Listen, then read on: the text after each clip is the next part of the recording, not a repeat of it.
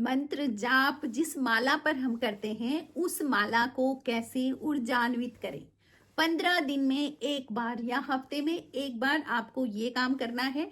अपनी माला को एक्टिवेट करना है, एनर्जाइज करना है, ताकि आपके द्वारा किया गया मंत्र जाप जो माला पर आप कर रहे हैं वो बहुत जल्दी सफल हो जाए, सार्थक हो जाए और आप अपने इष्ट तक अपनी बात को पहुंचा सकें। उसके लिए ये आज मैं बताने वाली हूँ। जय श्री राम दोस्तों, कैसे हैं आप सब लोग।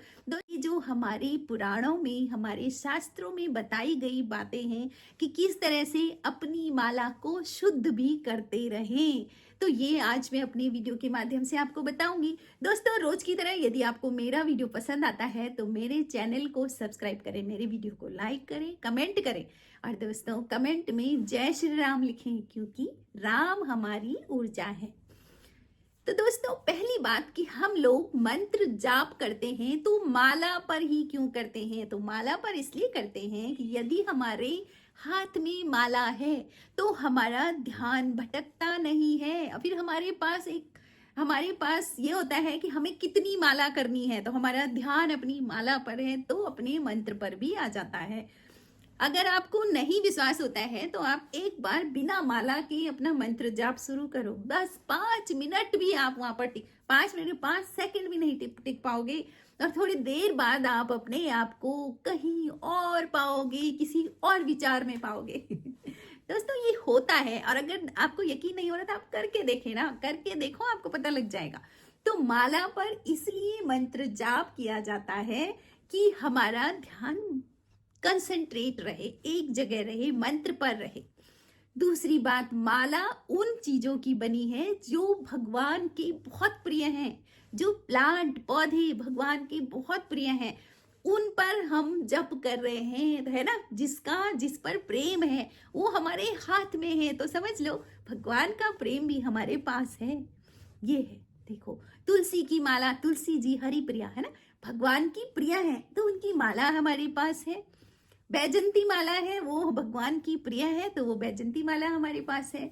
बहुत सारे, मतलब रुद्राक्ष की माला है, रुद्राक्ष भगवान शंकर का बहुत प्रिय है तो वो हमारे हाथ में है। तो उसकी प्रिय वस्तु, जो जिस इष्ट की हम पूजा कर रहे हैं उनकी जो प्रिय वस्तु है, उसी वस्तु पर हम अपना मंत्र जाप कर रहे हैं, हम उन पर अपना ध्यान लगा रहे हैं, तो वो हमारी तरफ बहुत जल्दी अट्रैक्ट होंगे।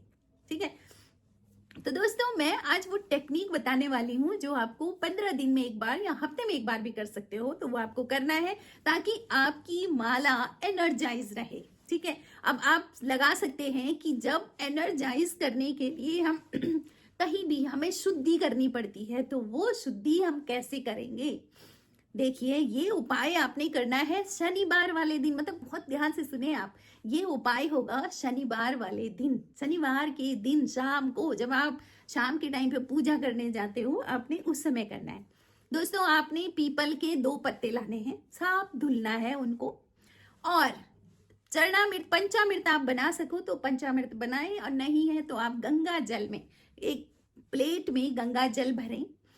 उसमें आप पीपल के पत्ते का जो चिकना पृष्ठ है उस पृष्ठ की तरफ माला रखें, ऊपर से दूसरा पत्ता रखें, तो दोनों जो माला पर जो टच होने वाले पत्ते का जो भाग होगा वो चिकना वाला होगा, जो एक तरफ थोड़ा खुरदुरा होता है और दूसरी तरफ प्लेन होता है, तो वो वाला भाग माला को टच होना चाहिए। तो पीपल के पत्ते पर ऐसे दोनों तरफ आप बीच में माला रखें, ऐसे पत्ते रखें और उसको उस गंगा जल की प्लेट में आप रख दें। ठीक है। आप उसको ऊपर से चाहे तो कोई कटोरी से या किसी चीज से उसको ढक दें। उसके बाद आपने वो भगवान के चरणों के पास, जहां पर आपने भगवान जी अपने रखे हुए हैं, उनके पास आप उस प्लेट को रख दें। भगवान से कहें कि आप इसको एनर्जाइज करें, शुद्ध करें, बस आपकी कृपा से ये सब कुछ हो रहा है। आप वहां पर रख दें, पूरी रात आप वहीं पर रहने दें। फिर सुबह फिर अगले दिन, इतवार के दिन, आपको सुबह नहा धो करके पूजा करने जाना है। तो आपको क्या करना है, वहां से उस प्लेट में से वो माला लेनी है, उसको शुद्ध तीर्थ का जल या गंगा जल है, कहीं तीर्थ आप गए हैं वहां से आपने जल ला रखा है, तो उस जल से उसको फिर से धो दें, छाल दें, मतलब जल से आप उसको शुद्ध कर दें। और उसके बाद अपनी पूजा दिया जला करके, घी का दिया जलाया आपने, वहां पर सब कुछ पूजा शुरू करी है, फूल पुष्प भगवान को अर्पित करें और वो माला आपने भगवान जी को पहना देनी है। थोड़ी देर के लिए माला भगवान को पहनानी है और फिर भगवान की खूब पूजा करनी है, अर्चना करनी है। आप उनका भजन कीर्तन वहां पर करें थोड़ा सा, और फिर उसके बाद भगवान से प्रसादी रूप में, जैसे भगवान का हम प्रसाद देते हैं ना, तो ऐसी भगवान से प्रार्थना करें कि प्रसाद स्वरूप आप मुझे ये माला दें, है ना, ताकि इस माला से मैं आपके प्रेम को पा सकूं। देखो सब भावनाओं की चीज है, लेकिन ये एक टेक्निक है अपनी माला को एक्टिवेट एनर्जाइज करने के लिए। फिर भगवान से प्रसादी स्वरूप वो माला लें, फिर उस माला पर आप जाप करें। जितनी भी माला आप जप करते हैं उस माला से आप जप करें, और जप करने के बाद जब आप पूजा करते हैं, जप करने के बाद की जो बाकी आपकी प्रोसेस है पूजा की, उस समय उस माला को गले में धारण कर दें। देखिए मुझे किसी ने कहा था कि गलत बात है, जप की माला को गले में धारण नहीं करना चाहिए। देखिए उसको हमेशा गले में धारण करके इधर उधर नहीं भागना चाहिए, इधर उधर कहीं नहीं जाना चाहिए, लेकिन पूजा में जितनी देर आप बैठे हैं, आप उसी भगवान को मना रहे हैं, तो वो माला की एनर्जी आपके पास आएगी, तो आप शुद्ध होंगे ना।